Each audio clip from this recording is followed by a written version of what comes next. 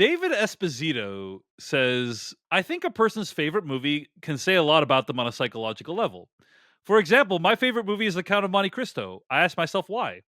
It has okay reviews. Why did it resonate with me so much? Is it because it's about getting revenge on people who betrayed you and going from rags to riches as I fantasize about being bullied and unpopular in school? Is it because I kind of look like Jim Caviezel? Is it because the main woman in the film who plays Carolina in Succession is like physically the ideal woman for me? Maybe all of those. My question is, what about your personality and preferences makes you love your favorite movies, besides the fact that you think they were well acted or well made?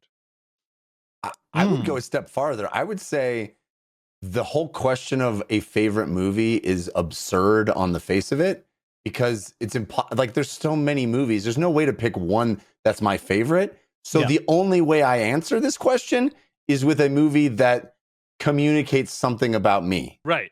I think all of our movies communicate something about us. Our favorite movies communicate. But it's like the question is what, right? Yeah, I think that's it. It's not about picking one thing. You could say favorites. It could be 5 to 10 favorites. Yeah, but, I think certainly, I told you guys, like, I have actually separate lists for like David Chen's top 10 movies and like movies that say something about me, where it's like if you watch these, you get a sense of who David Chen is. You know, when someone asks what's your favorite movie, I often say My Dinner with Andre.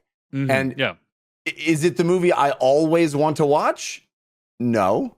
Is it? There's a whole range of movies that could be my favorite movie of all time. There's a bunch, right?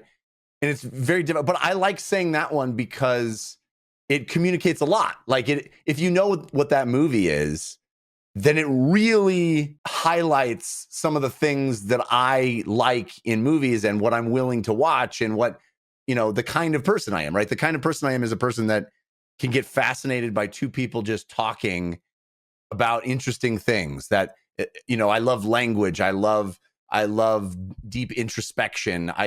That is what that movie represents to me, is a sort of a patience level of just sitting with two people, hearing an interesting conversation, that focus, that need to express to another person something vital about the world. Like that's what that movie represents to me. And I resonate with that. I feel like that is the kind of person I am. So I think in that sense, that's one of the reasons I even cite that movie, is because I think it's sort of shorthand for expressing those things to someone. I'll go out on a limb and say, one of my favorite movies until recently was Children of Men, but I think recently I'm willing to put Everything Everywhere All at Once up there, and say Everything Everywhere All at Once is one of the only movies I've seen that is able to capture the intense expectations that are placed upon children by East Asian parents. Literally what happens in that movie is the expectations are so high that one of the characters goes insane and becomes a supervillain. Like that's kind of what happens in that movie.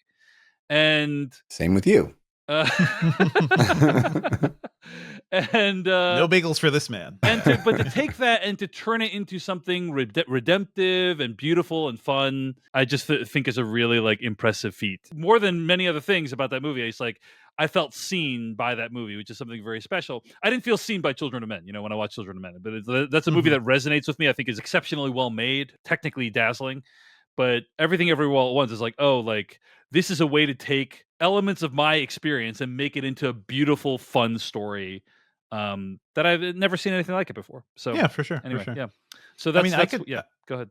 I could pull from Children of Men, honestly, because that is one of my favorite movies. And specifically, it's about how that movie is an exploration of humanity and how like the way we treat each other and the why of it and the politics around, everything that kind of builds up our society. But the key to that movie is hope.